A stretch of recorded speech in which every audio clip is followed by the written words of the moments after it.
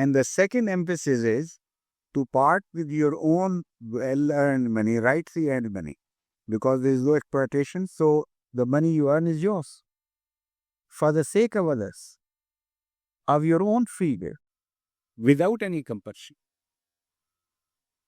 Before a time comes, if you do not part with your money freely, the Holy Quran warns us, before a time comes when you will be compelled to part with your.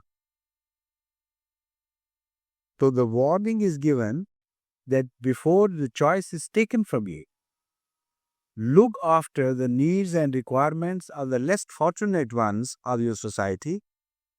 Unless you do it, you will not be fulfilling your duties to yourselves. And this is the heaven created on earth by God. If you do not do it, this heaven will turn into hell for you. And a time may come when the option would be taken away from you. Then you will be compelled to part with your rightful earnings, and then the matters would be taken over by some artificial gods or false gods, and ultimately you will suffer.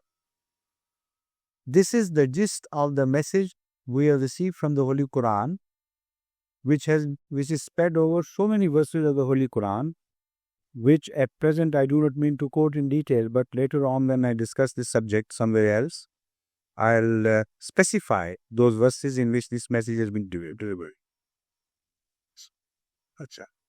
But to come to the conclusion, this is how we must understand Nema. Nema, according to the Holy Quran, is just not an imaginary gift of Allah by declaring somebody to be a prophet, and that is Nema. It's not so at all. Nema has a background of a great struggle, a great background of a two-pronged struggle.